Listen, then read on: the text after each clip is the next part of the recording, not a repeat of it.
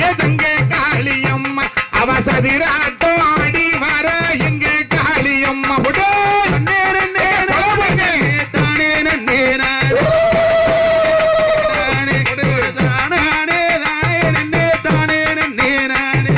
சங்கரியாய் கோவிலுக்கு சனிக்கிழமை என்று குடும்ப சகிதமாக சென்று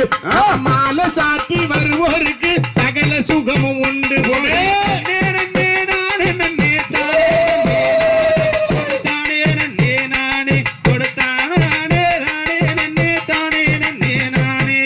பூமாரி கோவிலுக்கு புதன்கிழமை என்று நாம கூறப்பட்டுமே சென்று நாம பூஜை செய்து வருவோருக்கு பூரண சுகம் உண்டு